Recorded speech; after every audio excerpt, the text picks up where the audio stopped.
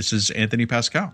And this is Laurie Elster, and this is the All Access Star Trek podcast. Today we're going to review Star Trek Starfleet Academy episode 107, Cosine. Cosine? Now that I've written it down, I want to say Cosine.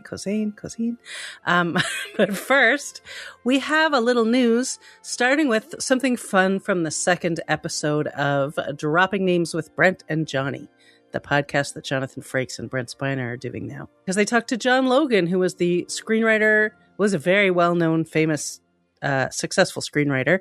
Still is. One of his not so successful, in my mind, screenplays was the one for Nemesis. How's that for contexting? Yeah, he and Brent are friends. So now there are two episodes into this podcast that's not a Star Trek podcast, but they end up talking a bit about Star Trek, and we knew that was going to happen. A lot about Star Trek. And there was an interesting exchange in this one in that Frakes actually, I think Frakes brought it up. Yeah, Frakes started it. And he's like, do you think that Data died in Nemesis, which we all saw happen? Yes. And he, like, in his mind, Data didn't die. He didn't elaborate too much, and then Spiner said he agreed. So I guess in their point of view, yes, Data sacrificed himself, but he didn't die in the movie. Right.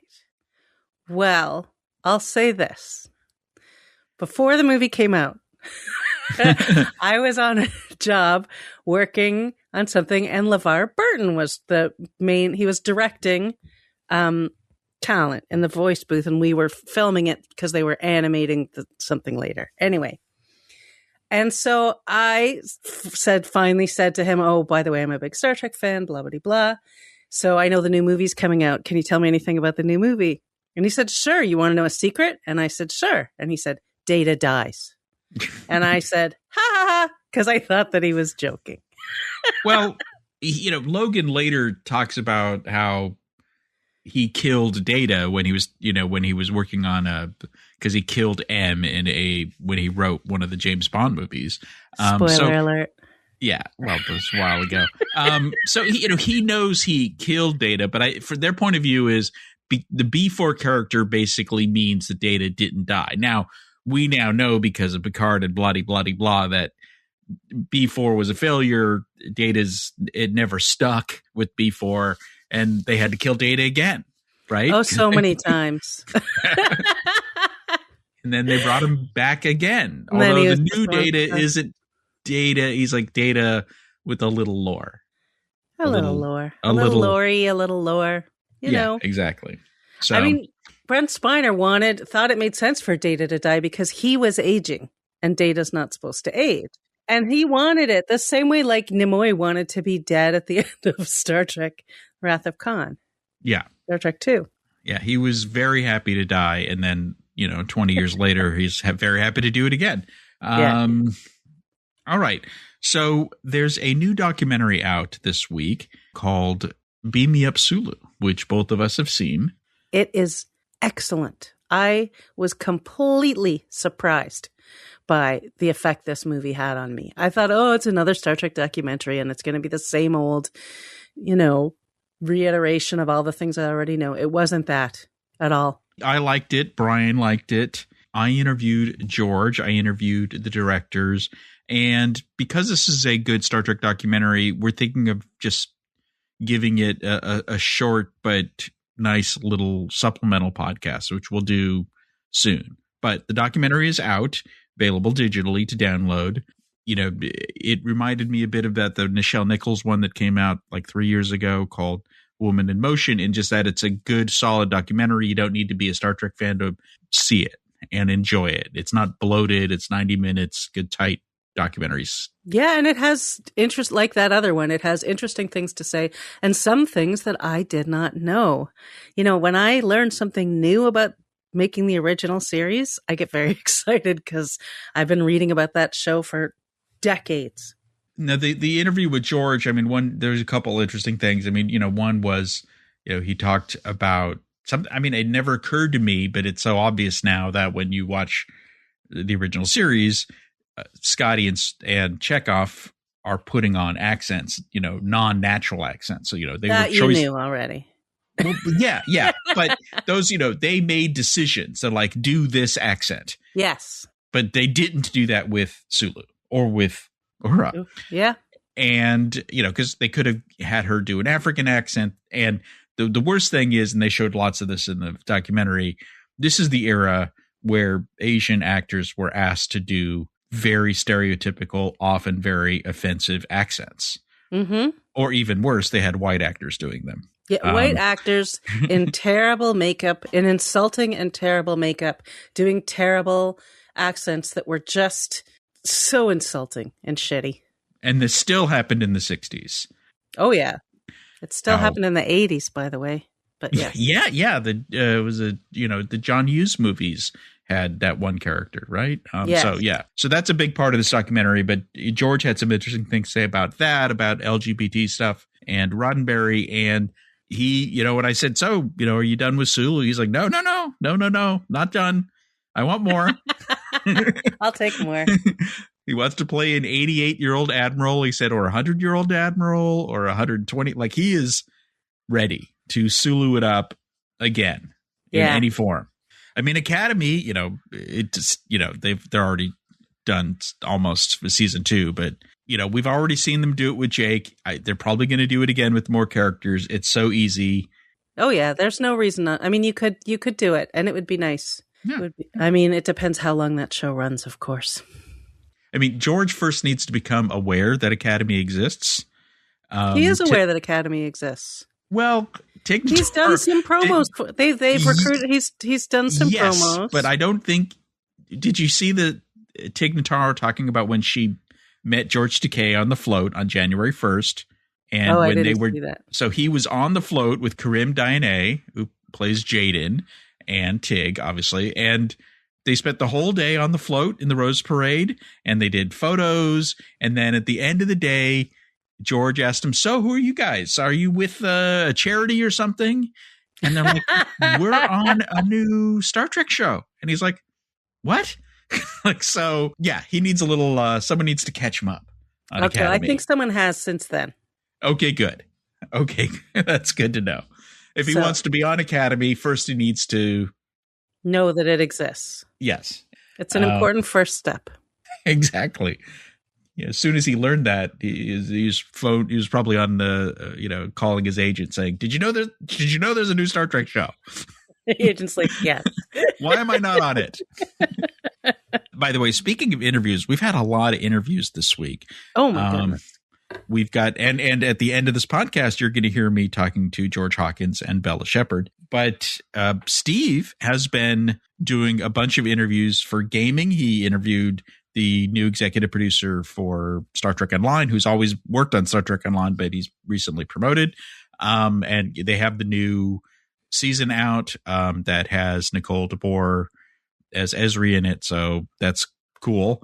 And then the new Star Trek Voyager game just came out. So he did an interview with the developer and a full, very good review. That's my only thing to him is make sure this work, because he's a gamer guy and he has a gaming site. Just remember that so many of our readers are not gamers, and they're looking at this as, is it good Star Trek? Is it, can I play the game right too? And so it's good. So you should read the review. Like with the documentary, though, this is an important thing. And so we want to do an upcoming, probably after Academy's over, episode all about this game. Because we've got follow-up articles. There's Easter eggs in the game. There's tips and tricks. But I would just say, if you're a casual gamer and you like Voyager, get the game. It's good. And before we do that, I will, as a general non-gamer, I will play it. Yeah. You could even play the demo, which is just the first sector, which is essentially replaying Caretaker. It's just, because it's built around, so. The last thing I need in my life is another favorite activity that involves sitting in front of a computer. Exactly. So we do have some comics news also. Big comics news. Yeah. So IDW is launching 2 new series for the 60th anniversary. So there's a whole series about Captain 7, and the first issue comes in September. Then there's a whole series about Captain Raffi, which arrives in October. And then they're also doing 2 one-shot comics that'll land in May, in advance of Pride Month in June. So those are themed for that, I believe. Yes. And then we get a 50-page Star Trek 60th anniversary special comic in September, which is when the anniversary is. It's a lot of stuff. Yeah, and they're still doing the Lower Decks comic. They're still doing The Last Starship. So this is a big year for them. Yeah, but the new Captain 7 comic it's the Enterprise G, and it's an ongoing. So this isn't a mini-series. This is an ongoing comic. The same with the Captain Raffi comic. The Raffi comic is called 0 Point, and she has her own ship. Both of them take place after Picard. Now, a lot of people have said, well, I guess this means Legacy is not happening. It's a comic. Yeah, they could easily, if someone decided they wanted to do Legacy one day, they will completely ignore everything that happened in these comics. We've seen that before in Star Trek. There's so many times there was all these great books about first contact with the Vulcans and stuff. And when someone decided to do a movie about that, they're like, okay, we're just going to completely pretend that book never happened. And that's but for now, this is the closest you're going to get to Legacy. And the surprise is that Raffi's not on the Enterprise G. She gets her own comic book. Do we know what her ship is called? No. And they had no artwork from that one. There is some artwork from the 7 one. And, these are months away, but we'll have a lot more. Maybe we'll do a whole podcast on this, get some writers and, involved, because this is a big deal.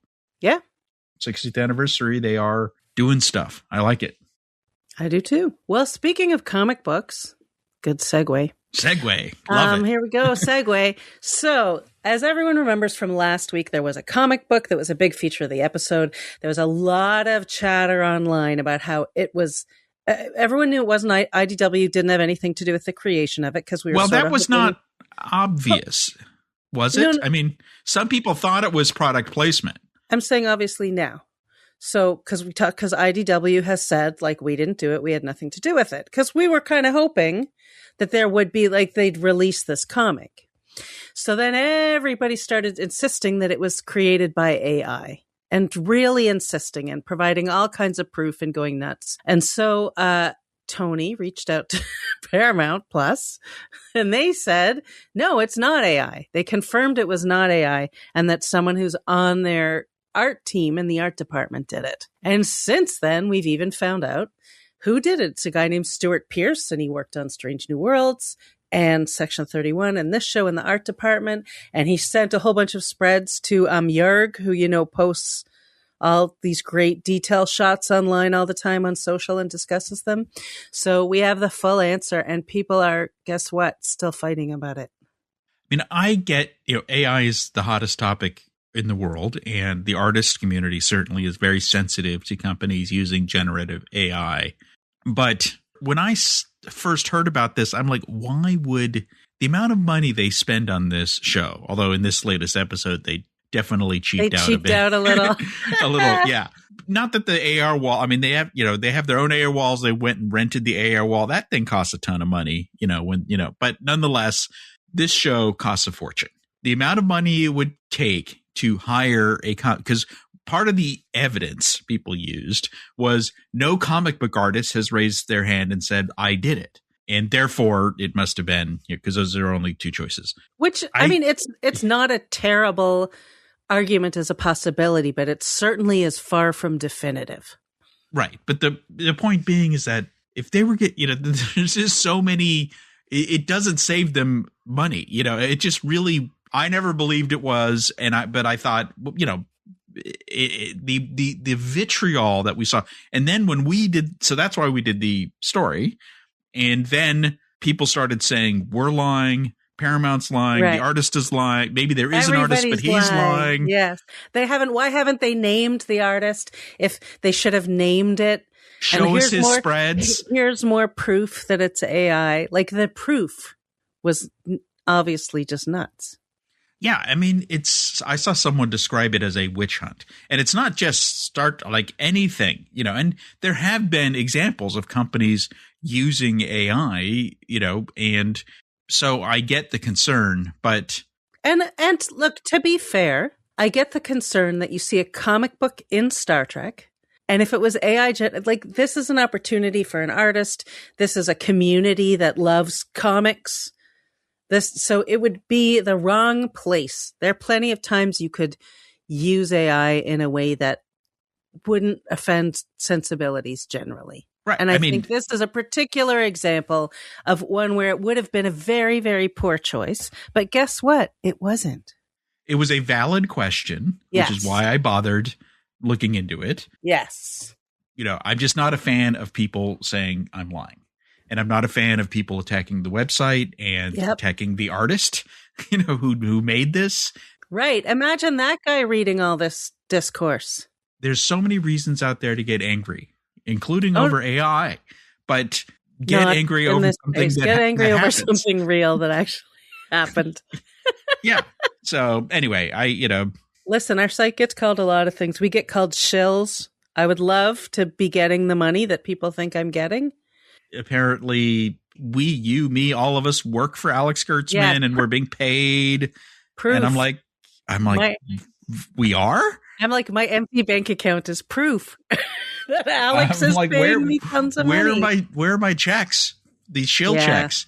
Listen, I've had someone called one of my articles. You know the article that I did a while back that was about table reads? Yes. That got called AI slop by somebody. Oh, yeah. Everything gets called AI slop. Everything is AI slop. And I'm like, I spent a ton of time. But that is the furthest gathering research and writing that. That was like first person research. Where did you get the quotes from? Jonathan Frakes, the Visitor. Brand new quotes. We had brand new quotes. Those were generated by AI.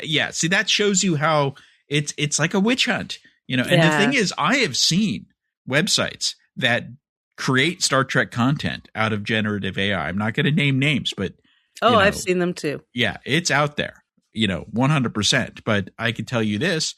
We don't, because what's the point? It's not really, it doesn't, I'm not saying I've never used an AI tool to essentially like Google to say, what year was this thing? And, or something, but I use Google, basically, and there's AI built into that now, but never to write something because it sucks the way AI writes things. AI's a terrible writer. So just for the record, we write our articles ourselves. Nobody's paying us. I wish they were. It would be, So anyway, and we're certainly not shills because you've heard our reviews of shows we didn't like. Yeah, read my review of Section 31 and read my review of this latest episode, and we're about to talk about it. And another thing, read the article I did last week about Nielsen ratings. Which you also got criticized for. I didn't. You're trying to kill the show. Right, exactly. Because before we did an article about how one analyst used some data that showed that showed it was a hit. Not that it was a hit. It was clearly not performing like Landman and some of the huge hits, but said that it was outperforming Strange New Worlds and Picard on a season by season, episode by episode, first episodes of the season thing. But then the Nielsen data came out and Star Trek was not in the top 10. And if it had the same numbers of Strange New Worlds season 3, it would have made it into the top 10. So there's conflicting data. And the new data just came out for the second week because like Discovery season 5, it took them 2 weeks to make it into the Nielsen top 10. So now Star Trek Academy, Starfleet Academy is not in that either. So right, according to Nielsen, it's not performing. And, I want to go back to that guy who did the other data set and hopefully we'll learn more. But I'm just looking for as many facts as I can out there. Yes. Who's got data? There's data. You could look at how it pops into the top 10 within Paramount and within Amazon. And strangely, it continues to perform better on Amazon. Like the show's number 4 on Amazon now. It's number 8 on Paramount Plus as of Thursday. Interesting. Yeah. Because especially on the Amazon channels, you're competing against all of those other shows from Apple and HBO, right? Not non-Prime shows, all these subscription shows. So, they must have a different demographic on Amazon, whatever. The thing is, it doesn't matter. They're shooting season 2. They're going to wrap next week. So season 2's in the can, as it were. Season 3, you and I have said we don't think it's probably not going to happen, but it might, so we'll see how the rest of the season pans out, but we will report as the facts come up. As we always do. Yes. I mean, when I made TrekMovie.com, my first thought was I want someone to be the New York Times of Star Trek. And I know that sounds grandiose. Well, not anymore if you think about the New York Times. But yes, I know what you mean. No, and we've been called the NPR of Star Trek reporting also. Yeah, fine. I'll take it. I love it. Yeah. We don't have an agenda. We call them as we see them as much as we can. Yep. And we have as many voices as we can on the site to help the diversity of that. So anyway, I don't know why I'm going down this rabbit hole right now. Well, because it's been a frustrating week or so with a lot of this stuff. It's just been a lot. And it can feel quite personal sometimes. Yeah. Exactly. And it's like, really, we're actually working really hard to be objective and to be good reporters. So, yeah. You could make fun of, my typos or my bad grammar or the things and that I do fairly frequently. But the stuff that slips by glory, some stuff just slips past everybody. Yeah. But I do catch some fun little typos. Yes. All right. Let's move on to our next story. This just in. Is this there's more stories, or is it episode time? No, we have more news to cover. We're not done. So let's talk about Paul Giamatti for a minute, because he did it. I have not listened to this yet, I admit. But he did an episode of the Decon Chamber with Connor and Dominic. Good for them for booking him. That's great. And he told them that we will find out. And I feel like they asked this question just for you, Tony. What is up with the tic-tac-toe board on his head, in his hair? So, because you've been asking about that from the beginning before I even noticed it. And he said, yes, there is a reason, and we will find out before the season is out. I saw someone comment, I hadn't seen it before, but now I can't unsee it. Yep, now it's all you can see. The newsiest thing, if you can call it news, was he confirmed he's not in season 2, but they don't kill him at the end of season 1. So he could and wants to come back if there's a season 3. So. Right. We can hope. We can hope. I mean, he loves doing it. Holly loves him. Everyone likes working with him. So I could see. There's lots of hugging on set.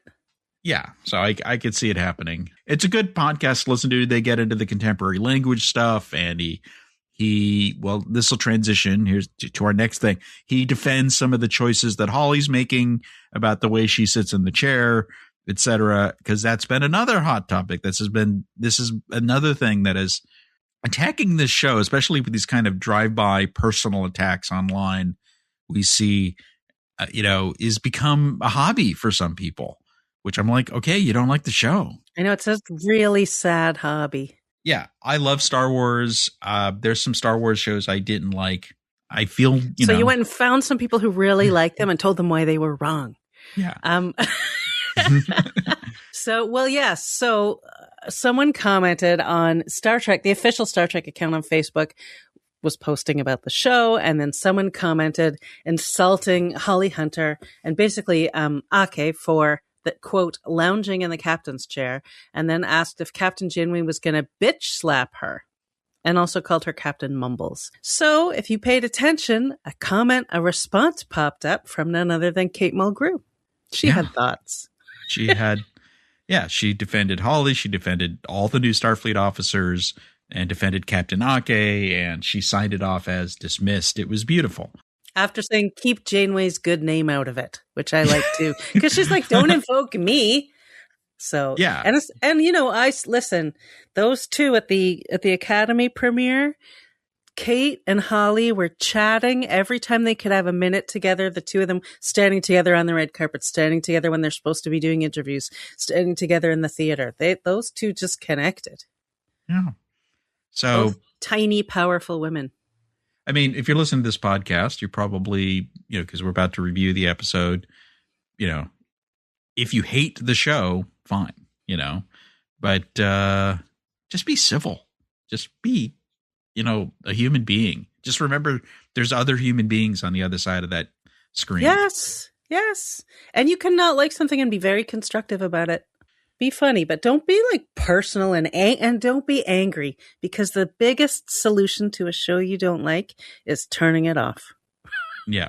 And the whole Mumbles thing, I mean, that was a personal attack. Holly Hunter is deaf in one ear. She talks the way she talks because of that, but she's certainly made it work. It's kind of part of who she is. I understand everything she's saying. I always have. I'm a huge fan of hers. I've seen her in so many different movies. She's fantastic. Shut up. Yeah. And if you really have a problem, turn on closed caption. Let's talk about Cosine. Let's be constructive about how we feel about the new episode. All right. So I will say the intentions, I think, were very clear. It's so easy to see what they were trying to do. I think they failed on a lot of levels. And so we can see where they failed. We can see the attempt. I thought the performances, in a positive way, the performances were great. I think it's my favorite directing to date, because we actually got a lot of establishing shots and we got things happening where the camera did not distract from what was going on. I never felt like I can't tell what's happening, which I often feel in scenes. And I would say that they have a lot of missed opportunities. Yeah, I mean, last week I think I said this week will be a test to see, are they dealing with consequences? Because last week was a gut punch. People died, all that, it was horrible. And what happened with Sharima was bad. And they did not ignore any of that. In fact, this was all a reaction to that. And so they decided this was going to be the spring break, although they didn't call it spring break. They called it All World's Day. Yeah, whatever that means. But it allowed everyone to have these personal stories. They closed down the school. Caleb stayed. Genesis stayed too for her own reasons. Not a lot of Captain Ake, because she left and then came back at the end. With her overstuffed suitcase and her extra pairs of boots.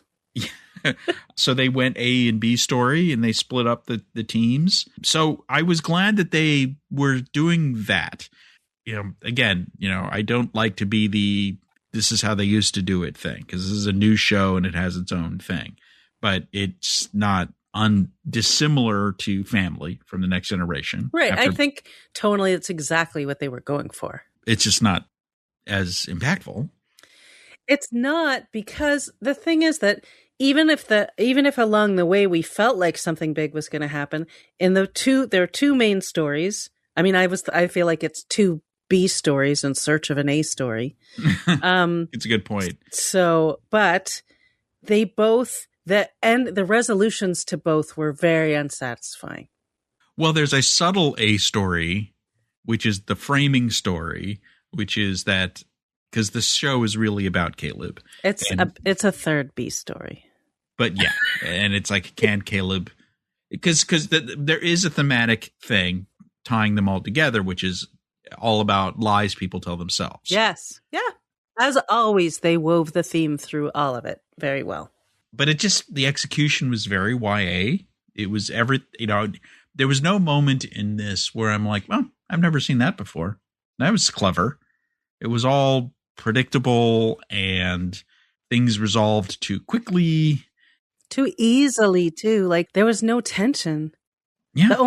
The tension was when they first kidnapped Darem, and you're like, oh, this is going to be exciting. And then right away, you find out that it's nothing.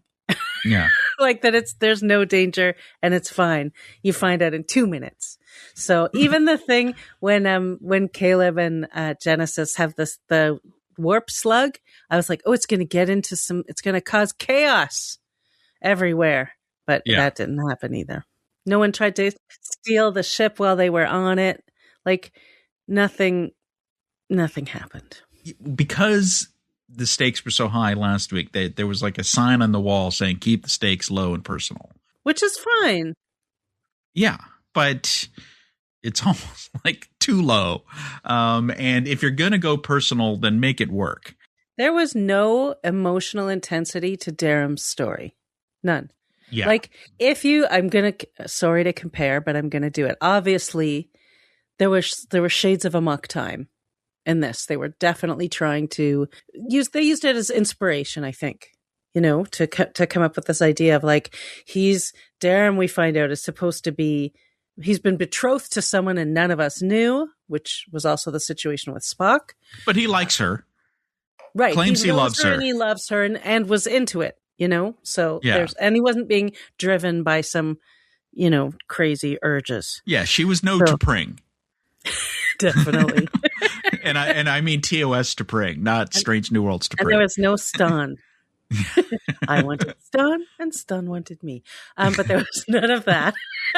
Yeah. So, and in fact, like the way that whole thing played out was so predictable, as you said. Like, you knew as soon as Jaden starts making this speech, and you know exactly that the speech is going to convince everybody that Darem should go back to Starfleet Academy. But the fact that he didn't, Darem never fights for himself, ever. And his fiance or wife, I guess she's his wife. Briefly. For a half hour, just basically lets him off the hook. And my only hope is that she's actually very sinister and has been plotting to take over and rule by herself for a long time, and he's going to have to come back and fight her. Right, because we learned she's a queen or was a princess, and therefore he was going to be king, and he was going to essentially quit the academy. And there was, if there was any good conflict, it was the stuff between Jaden and Darem, who kind of got into a fight, because Darem is constantly conflicted between this mask he wears of being an asshole, basically, and his true self. But Jaden said, look, you're yourself at the academy. You're heroic. You're actually a nice guy. Yeah. But you are letting yourself, letting other people make decisions for you. Which he did again. Yeah. He just does it again because she goes, you should go, abdicate. He doesn't even say anything in that scene. He just watches, and then Jaden says, let's leave. And obviously is tormented by the fact that his parents are these distant jerks, right? Right. And he mentioned that in this episode. No, they are there in this episode. Which you wouldn't know unless you read unless you read it somewhere. Right. So talk to, have a confrontation with your jerk dad, have an epiphany, prove to your dad that you are your own man. Or show that they're still pissed, like show some kind of tension. There was no conflict at all. Like, he got there, he was ready to get married. He looked doubtful, but he was going to do it anyway. He did it.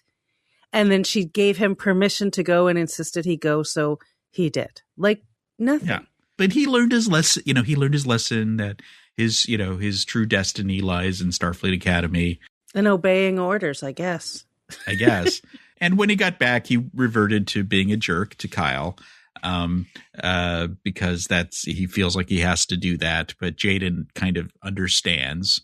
This episode made it super clear that Jaden and Kyle are boyfriend and boyfriend, because they were going to. Oh, yeah. No, they were going on vacation together and holding hands and kissing. Yeah, I'm starting to think that, like, Kyle should have been pissed that Jaden disappeared for 3 days or whatever. So we needed, again, you have to add your own headcanon. So my headcanon is, Jaden went off, contacted Kyle, told him what was going on. Kyle was nice about it.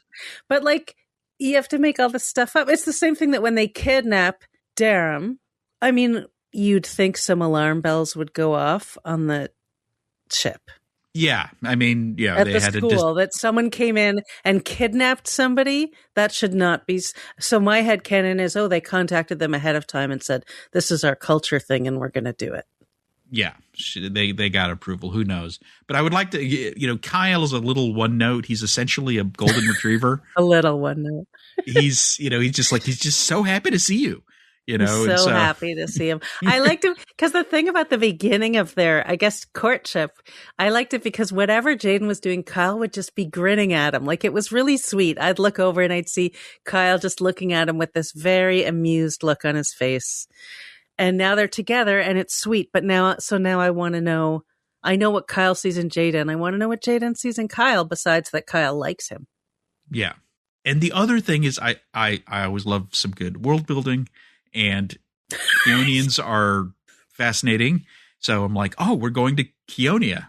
We're going to see the fish people. Yeah, we're going to see them in their ocean world and swimming around. And they are on this moon, and it's a desert because the ocean dried up. And it's the AR wall. It's the round sets. Very round sets. It's like Discovery, because they have, the thing is, they have their own, as Tunde told you, they have their own AR walls now, which are not the round kind, like the volume. They're the walls behind the atrium and all that kind of stuff. This is the first time they've gone out to use the same AR wall which Strange New Worlds uses. Paramount doesn't own it. They have to farm it out essentially. And I was surprised how bad they were at it, because it just was so obvious. You could see where the wall starts and the floor ends. And it's just like, come on, guys, you were getting so good at this and you just forgot or something, or it's different people, I guess. And then all the Keonians, for some reason, have all decided to take human form for their ritual. Yeah. And it's not, well, we'll get into this with my interview, because I kind of press George on this, and he has an interesting angle on why that makes sense for why Darem stays in human form. Yeah, but it didn't make sense. And I get it, because he can't. That's not his decision. He didn't make that call. No, but we're on an alien planet. Let's see some weird alien rituals. Let's see some weird weapons or whatever. And there was nothing. It was like we were in Luxembourg and everyone was a royal Luxembourgian. No, honestly, when the music was playing, like after the wedding and people are celebrating and chit-chatting, it's the music sounded like an episode of Bridgerton. Like it was just very traditional. And then the only wedding, I don't love wedding episodes of things, but throw some weird wedding rituals at me. That's fun. Right. Jaden talks about weird Klingon rituals. Yes. Like broken clavicles and things like that. Yeah, it's like, so let's see some weirdness. Let's see. And instead we just get, they each have like, they have a best man. They each have like a best whatever there. And who give toasts. Who give toasts, which is not alien or weird at all. Yeah. I mean, they could, like I was thinking about Amok Time, because they didn't, the location was very simple. But they had like bells and chimes and weird weapons and all kinds of things that nobody knew about. And then a big leader where it really mattered what they thought. Like they added in a lot of other pieces. And it was incredibly intense emotionally. And the character T'Pau was so alien, even though she's just, famous actress, but she has this way of speaking. And so there was none of that. I'm sorry, but the actress who played his wife was putting on just a generic posh British accent. She's Canadian. It was a fake, non-convincing accent. Yeah. George has some interesting choices. He's drawing inspiration from Maori culture. I didn't know this. He has a little Kiwi in him, because the choices with the Vulcans, there were a lot of these Jewish choices they made with the Vulcans. And, with Klingons, they've done Viking stuff. Like it's not that hard to find inspiration, and they could have done some fun. Think of think of that dinner scene from that other episode where let's come up with some weird rituals. But if they'd given, Tawny or anybody a couple of minutes to come up with some weird wedding rituals, they could have. And this show knows how to do it, because of the Sam episode and the Jaden episodes were both better at exploring those characters and doing world building for their cultures. And so let's switch to Genesis. There is zero world building for people. Like, it's obvious she's an alien called a Dar Shah. Yeah, we never get to find out what the deal is with that. Yeah.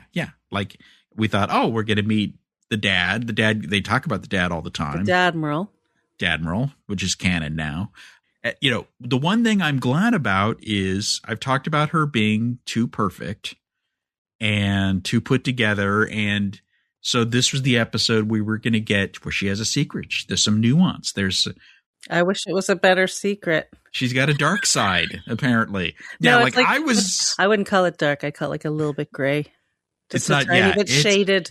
It's lightly shaded. It's taupe at best. Yes, it is. I mean, like when the big reveal, when she kind of suckers Caleb to break into the bridge, which was obvious she was suckering him. Well, because her reasons for it were just like, I need to sit in the captain's chair. And he's like, you can sit in your dad's an admiral. You can go sit in the captain's chair. Yeah. No, not his chair, a different chair. And I was like, well, then just ask Ake if you can go sit in the chair. She'll say yes. Like, I thought maybe it's all a scam. Maybe she has no dad role or she's a fraud. She is a clone. I mean, like, I was hoping for something. Yes. Yeah, so you expected something big because if she was going to this length to do it, it has to be big. And then it was so small that I even thought that the punishment they gave her was kind of like unnecessary and ridiculous. Yeah. And where did they get the mops? But yeah. Right. And why aren't the dots in there cleaning up everything? Why is this menial labor they're scrubbing things? They have dots to do that. You know, the thing is that in all of these cases, there are ways to make this better. In fact, adding the dots would have made it more fun. Even before that, we were like, get rid of the dots. But now we're like, add the dots. I think it just doesn't feel this is not a Star Trek episode to me. No. It's just a kind of generic YA teen drama. And this was episode 3 was like this, but this was worse. I don't even think YA was the problem because in YA shows, there's intense drama. That's true. And there was, it's always intense and dramatic and emotions run high, which did not happen here. Right. Because, I mean, I remember what it was like being a teen, although not everyone's a teen here, but everything that happens to you is the worst thing that's ever happened. Right. Everything is huge. The stakes feel high for everything and everything's very dramatic. But here it wasn't. And even things like when they tried to do something interesting, like they were obviously trying to do something interesting by putting Jaden in a dress, basically, right? Well, it's a scant, but sure. No, not his I mean at the wedding. Oh, sorry. Yeah. He was wearing like a full-on dress. And it even had a shawl kind of like thing with it, but it was like a full dress. But it wasn't his choice, and he made that clear. He did not like it because it was cold and made out of coral. He didn't like it because it was cold, right? And so I think even that, if you're trying to do something there and have some fun with it, and also if the point is like Jaden is cool with all that, with the dress part of it, then show like you could have a fun scene where they're like, well, you can wear this or this. And he picks that or something, or all the men in dresses, all the women in something.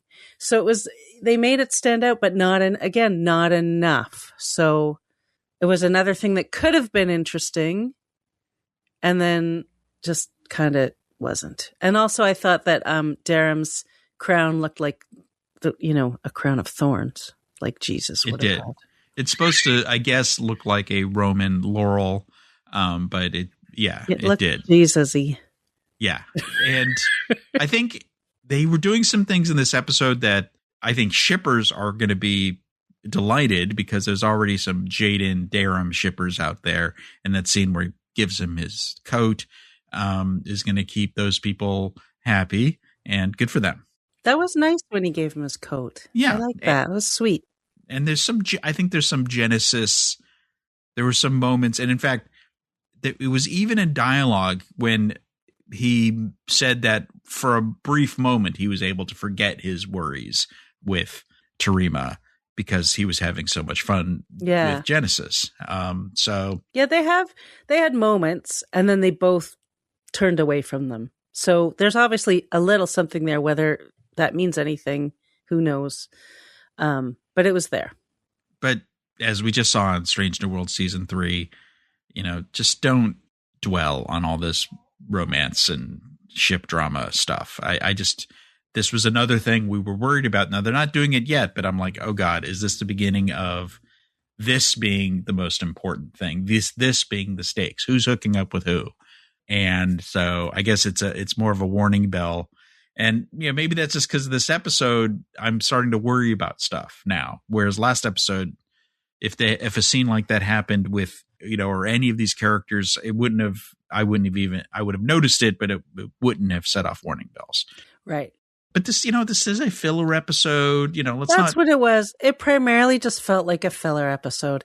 And listen, it wasn't like a horrible episode. It was just, it was just, Yeah, you called it a nothing burger, I think. Yeah. And I think I called it meh in my review. Yeah, it was very meh. But that's fine, I guess, It had a few funny lines and some good moments, and I like that the themes are still everywhere and present, and they're still trying to say something. But they just didn't stick the landing in either of the two stories. They did in the Caleb story. Yeah. And that was because Genesis, back in her game, gives him really excellent specific advice. Yeah. They made a choice to just send Sam away because she's so high energy. You can't have a nice, quiet episode with her around. But weren't you dying to go see what was going on at the hologram spa or whatever? Well, why hasn't the doctor fixed her over? It's been a month. I mean, this episode had that thing of... He's a doctor, not an engineer. But it's been a month, but people were having conversations as if it was yesterday, right? But that's only because it's a TV show, right? And there haven't been any other episodes. And we haven't seen them. Yeah, that was for our benefit. But yeah, what was going on at that spa? I'd like to think the doctor was at the spa in charge of her revamp or whatever they did to her. But why would he be in charge? He's not a technician. He's a doctor. Well, but he's. They have people who are expert. He always asks B'Elanna for help. That's true, but he's had 9 centuries, and he is a hologram. Well, he's been busy watching plays or something. I guess my issue is, shouldn't he care that she's glitching? That's the issue, because he's not even in the episode. Right. So it's not that he's spinning the dials and punching the buttons, but I want him to care. Involved, yes. That this hologram, this unique individual, is damaged, and but she seemed fine at the end. She had a crazy haircut. I guess she had the crazy haircut at the beginning, though. At the beginning, yeah. They should have had her come back because it was a spa. They should have had her come back. She should have come back with some kind of crazy. Again, another missed opportunity. Yeah. Tig was great in this episode. She had a few quiet scenes, and a loud one with Lurthok yelling at her, who actually at one point, I think, says to her, she goes, "Are you there? Don't die." She was literally phoning it in, but doing a good job. So, yeah, there weren't a lot of Easter eggs. I mean, there's some visual stuff. I'm trying to think if there were any interesting Easter eggs. I don't remember any particular ones. And that they did remind us that Ake is still looking for Caleb's mom. We had a little reminder that that's still a back burner story. Yeah, we know she's coming back. I still think she's going to be working for Braka and evil genius building super weapon. She's building the Death Star for Braka. That's my quick theory. Okay, we'll see. It's a good theory. I have not watched Beyond. There's 3 more. And, I have not watched either. The one thing is, someone on our team who did watch ahead did say that next week they do address that there's some fallout of everything that happened in the episode before this one. Well, I assume Tareem is back, and that's kind of the big thing that, yes, what happened to her. So you kind of can't ignore it again. But I think, I mean, I've said what I have to say about this episode. I'm ready for episode 8. Yep. My only final comment is, why didn't they use the beaming phaser on the slug? Well, they were in the medical lab, and so they were using a medical tool that could freeze things. Right. So they just, that is over on the Coleco cord or whatever they call that thing. Those are maybe locked up. We don't, then again, he broke into the bridge, which apparently is very hard to do. Well, in conversation, it's hard to do, but apparently in reality, it takes 1 second. Exactly. I mean, he's a smart cookie. All right. No, and just to be fair, I enjoyed the scenes with the two of them, with Genesis and Caleb. I liked seeing them hang out together. I liked their conversations. I liked their dumb games. They were fun. And I think that one thing this show does well is they're very good at montages. They're very effective. They use their montages to convey something. Yeah. So they had the one at the beginning, one at the end, and also one of the two of them just hanging out. And I think those were well done. But the rest, meh. There are moments. So there we go. Sure. All right. I have 2 interviews this week, and they were done separately, which was nice that I had 10 minutes with both George Hawkins and Bella Shepard, who got the 2 B stories. There was no A story, as we were saying. Right. I'm glad they didn't put them together because their stories were totally different, and that would have been such a weird interview. Somebody realized that would have been a weird interview. Yeah, they were literally weren't in the same room at the same time. Right. You know, the way they shot this episode. So they have no idea what happened. I mean, I assume they read the script, but, you know, they were on different They were on different stages. They read the script, yes. Yeah. Well, you know, some actors. Oh, they only read the parts that they're Brent in. Spiner only reads the parts he's in, you know. So he said he only read the full script when it was like a Data episode. Then he cared what the other people had to say. Otherwise, if he's walking onto the bridge and has to say, Captain, sensors indicate a Romulan ship, that's all he needs to know. So. Well, he was very effective in the role. Exactly. Hey, you know, he is an actor. All right. Let's start with George Hawkins. Okay. All right, here we go. Hello. George. Hello, Hi. George. Hello, Anthony. So, how much of a conversation did you have with Alex or Noga at the beginning about who are the Keonians in your culture? You know, or are you learning as you get the scripts along the way?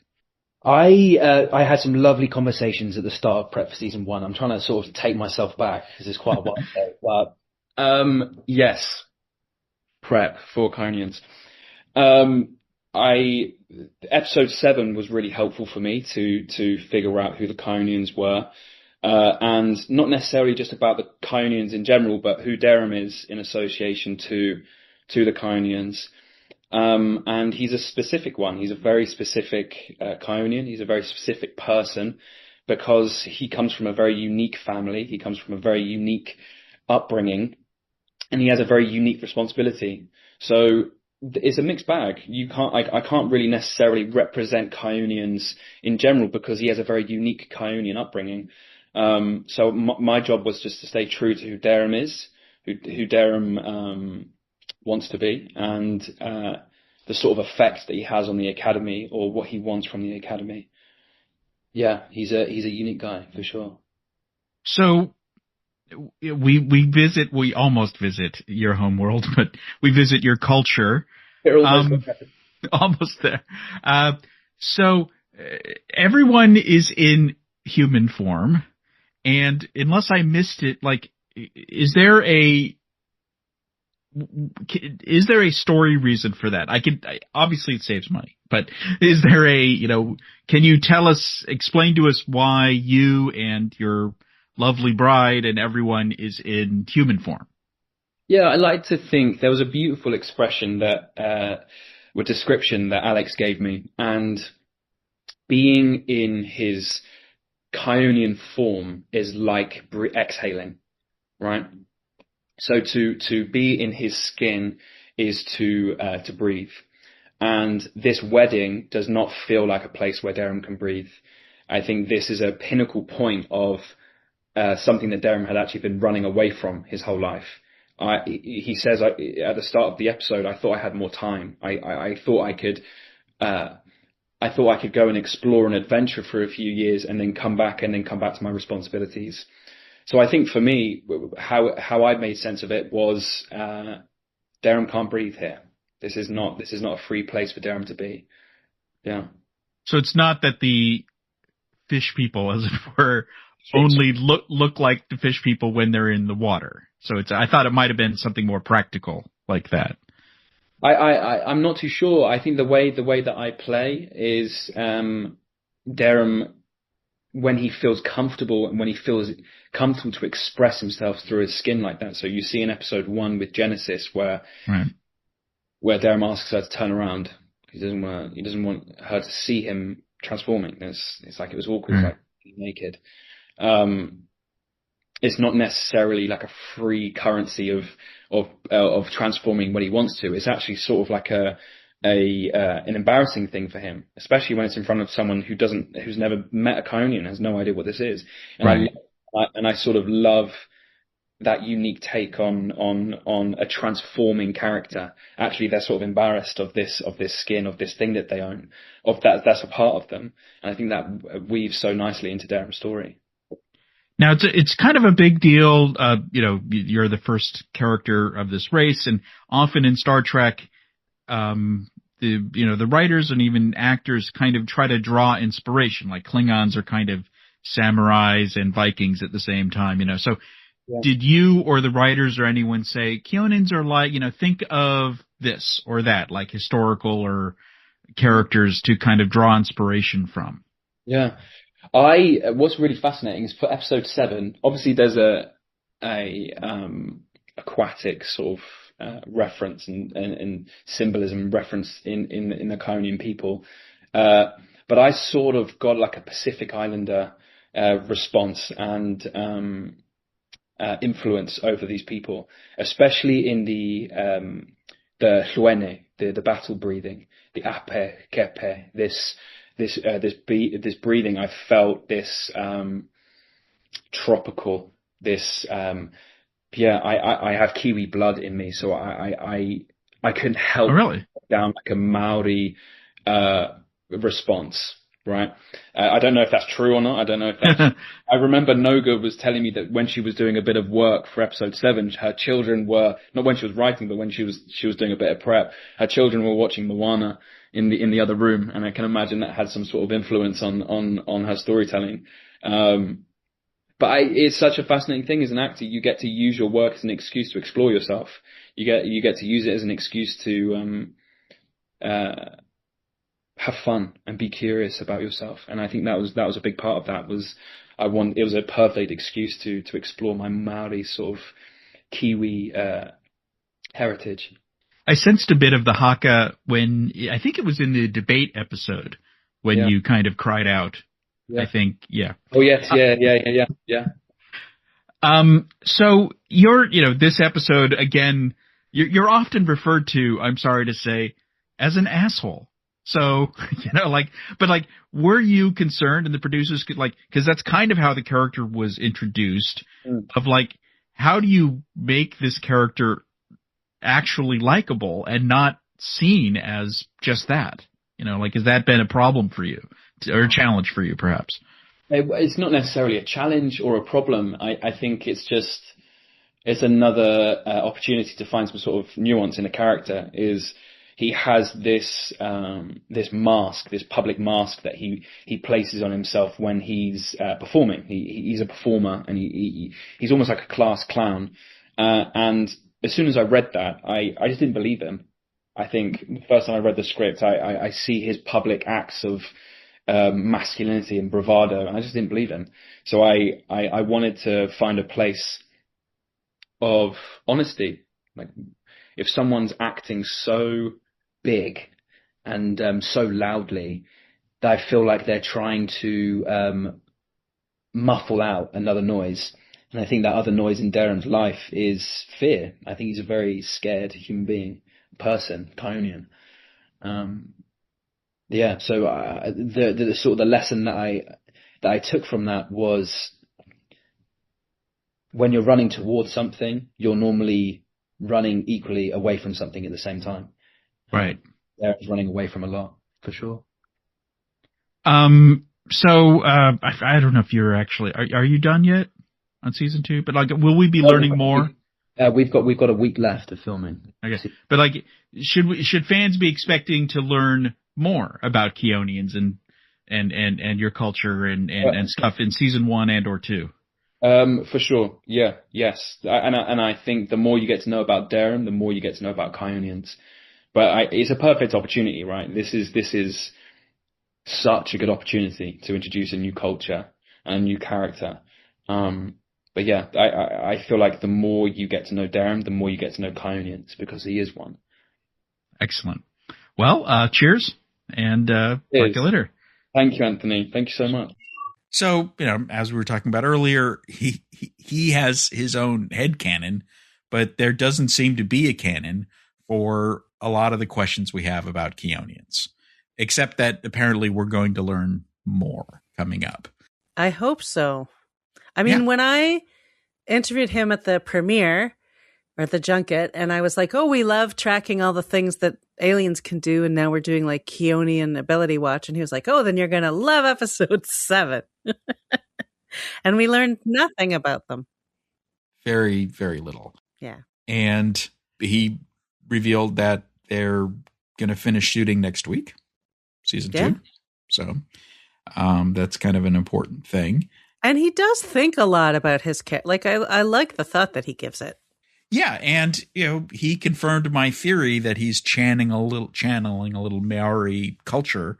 I didn't know he was actually part Kiwi, part from New Zealand.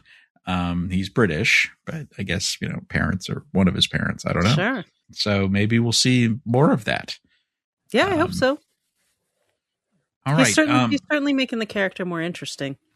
Yeah, I mean, he's put a lot of thought into it, and I do like this whole notion that Darem is wearing a mask, that it's all bluster. That his layers are both physical and psychological. What did you think of the moment when he and his posse were all saying goodbye to each other, and the way they say goodbye is "say hi to your sister," which is such a like a dude thing, but they were all saying it to each other. It's almost like saying aloha to these guys, right? It's whatever. Like, there was no. It's like it's just the bro code. I don't know. Maybe it was trying to show how they're almost all pretending to be bros at this point. No, and that his persona extends to that. Yeah. Which is what Jaden kept trying to tell him, which was like, you are so much more than that. I have a feeling that he's going to be less bro-y in season 2. Yeah, I think so. All right, let's check out your interview with Bella Shepard. Nice to see you again. We met last year at the Universal thing with you. Yes, and thank you. All right. So this episode, did you know that Genesis had this like secret, because she's been presented as this somewhat together person so long through the season, and then suddenly, did they let you know early on that there was more to Genesis, as it were? I mean, I didn't really necessarily know for a fact that this was, or like specifically what her flaw was or what her Achilles heel was. But in developing stages of the character, I was definitely trying to discover her cracks and figure out, yes, she's so confident, but there's got to be another side to that coin, So I was kind of already developing a version of what I got, and then I received the script for episode 7, and I was like, that makes so much sense. Like, that's kind of along the lines of where I was taking this. So it was very freeing to me as an actor to get kind of answers, and also validating, because I was like, okay, I was on the right track with her.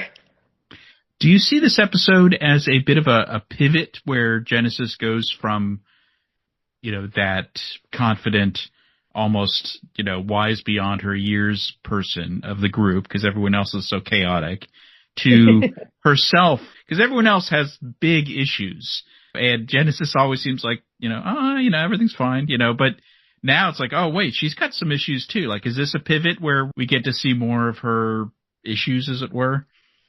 Yeah, I mean, everyone's got something.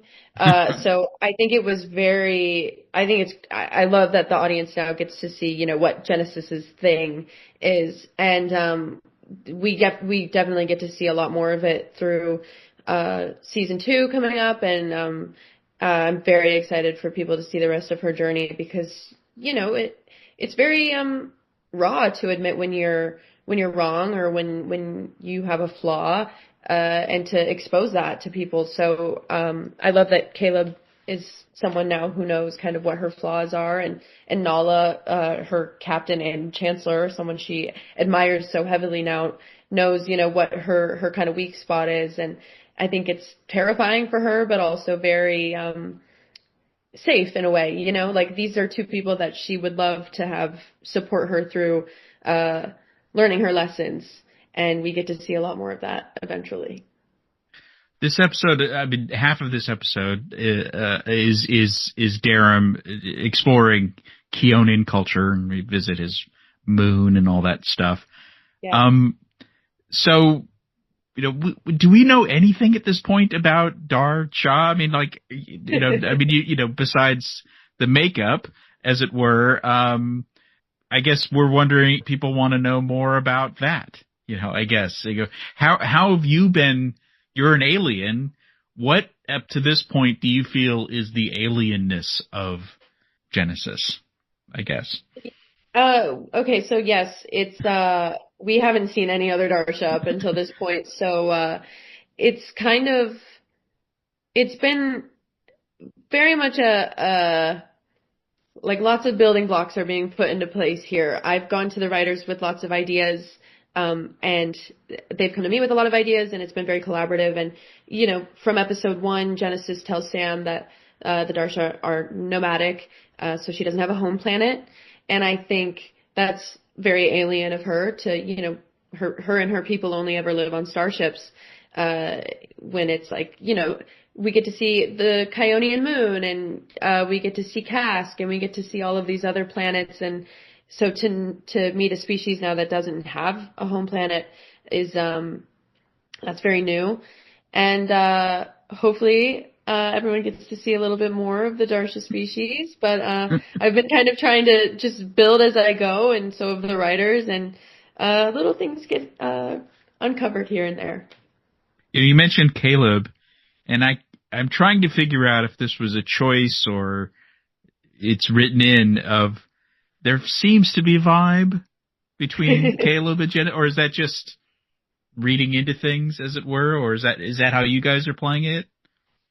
Yeah, I think human connection is obviously very complicated, and everyone needs connection to other people, and I think it doesn't always have to be black or white. And, we do see them flirt with each other in episode 1, and then he meets Tarima, and they have such a connection.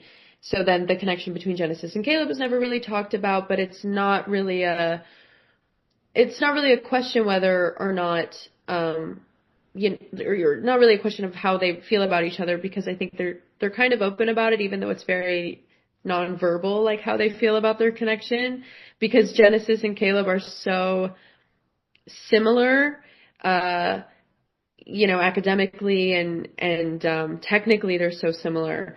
But Caleb is this very free spirit with such an open mind and just kind of bulldozes through life, whereas Genesis is very put together, and she's very deliberate about her choices. And I think they see both of those differences in each other, and I think that's really where the connection happens is, wow, for Genesis, it's like, I see your ability to be so free, and I admire that, and I wish that was something I had. And Caleb sees in Genesis structure, and that's something that he's always wished that he had. So I don't necessarily think it means that it has to be romantic. But, they're connected, and I think regardless, they love each other and they care about each other. And, I think maybe that's really all it needs to be at this point. Right. Now this, I don't know if I think this is the first episode where we see you and Holly kind of having a two-hander, a couple scenes where it's just essentially the two of you. What is that like, and how is the process maybe different when you're working, with a scene just with Holly and that kind of thing? Oh, I mean, any opportunity I have to work with Holly is like a great day, because she's so professional, but also so empathetic. Like she could, I feel like I know her so well now that like I could just give her a look and she knows exactly what I'm thinking or what I'm feeling. And she's so collaborative in the way that she works, and she's very hands-on, and she loves to try things. So I feel like it's like, I get to be on this roller coaster of like being free on a set, and that's like such a gift as an actor to have the freedom on a set. 'Cause you've got wardrobe telling you what to wear, and you've got a director telling you what they need here, and the camera needs you to be on your mark here. But it's like when you have other actors in your scene, and your scene partners are so open and free and collaborative with everybody, it makes the environment just so enjoyable and so fun. Like it's just fun. So this episode's all about consequences, basically because of the previous episode. And there's, I mean, you're not a Star Trek person probably, but there's many Star Trek episodes that are similar to this. There's a famous Next Generation one where Picard goes home with his brother. Like, has anyone ever said to you, like, oh, you should watch this Star Trek episode or that might help you, understand this culture or this moment or anything like that? Or have you done that on your own, perhaps?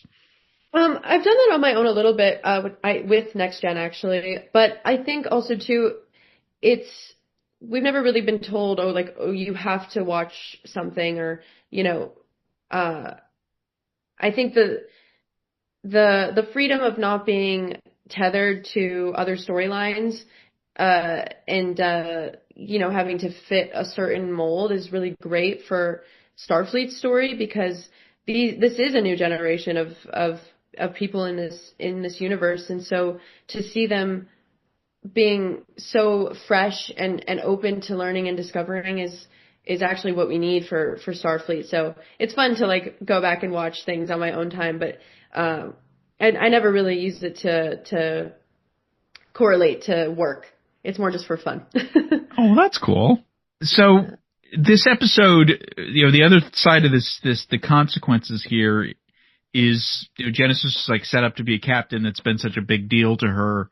Yeah. Alex has hinted that people go into the academy thinking I'm going to be this, and then maybe not. Getting back to the pivot point, does Genesis still want to be a captain, or did everything change in this episode, I guess is the question. Or is it just a new roadblock? I think in a way she's realizing that she has the freedom to make the choice. I don't think she's necessarily making that choice right now or knows even, what choice she wants to make. But I think now that she's discovered that people will love her regardless of her flaws and still support her and push her to continue to do great things and to learn regardless of her flaws, is kind of it's clicked for her now that she has the freedom to choose, and she can choose to be captain rather than feeling the need to be captain because of her father or because of this this persona that she almost kind of wears. And it's now she's thinking, okay, great, I have the freedom to choose if I want to be a captain and if I want to keep going down this road or if I don't. And I think it's great that now she gets to just kind of let go and go, okay, I'm going to let my journey and I'm going to let Starfleet take me, to whatever decision I end up choosing, and I don't have to choose right now. So, we can't talk spoilers, obviously, but I know that you're literally right now shooting the season 2 finale. And I guess what's the vibe on set compared to last year or was it this year when you shot the season 1 finale? How are things kind of different now for all of you? I think, oh my gosh, so many things have changed, almost as a reflection to what our cadets went through in season 1, and then seeing what they go through in season 2. It's our cadets are more tight knit in season 2 because their relationships are deeper, and I think we're all experiencing that now in real life as well because we've known each other for longer now, and so it's hard to come to an end and not know exactly what's happening next. But also we're all just really proud of ourselves. I keep reminding everyone that we just did 2 seasons basically back to back, and that's a lot of work, and we all did it, and we all did it together, and what a beautiful journey it was. But people it's always sad to say goodbye and to, or not goodbye, but, see you later.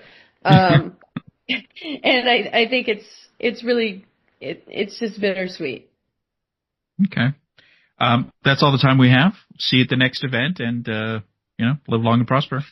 Live long and prosper. Thanks, Tony. Thank you. See you soon. I mean, it's interesting what she said about that her desire to be a captain maybe wasn't as free of a choice as we thought.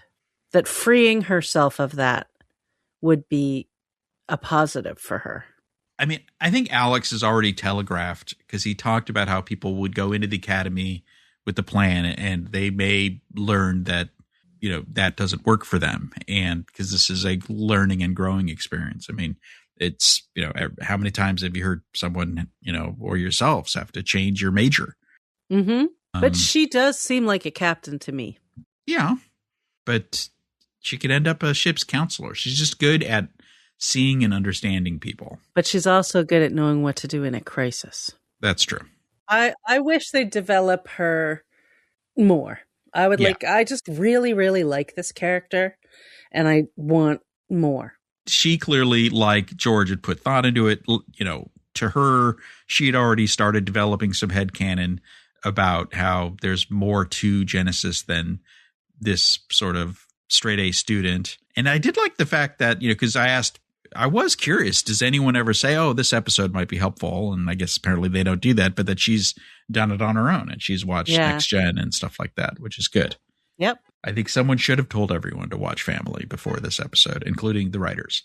But that's the last I will say about that. Yes. Yeah. Again, talk about emotional intensity. That episode's full of it. You have to be in the right mood to watch it, or it's just too much. It's too upsetting. Okay. That's it. Episode 7 in the can. Oh, wait. Before we go, I want to ask people, please go to Apple Podcasts and rate and review us. Because it's been sad. There's been nothing there for a while. So cheer us up. Or if you're a regular Spotify person, you know, or whatever your app is. So yes, whatever your app is, please rate and comment if you like us. And if you hate us, then please stop listening right now. Well, no, some people like to hate listen, I guess, or hate watch. Well, I don't want to be hate listened to. So okay, that's true. Yeah. Find a better hobby. All right. See you next week. Goodbye.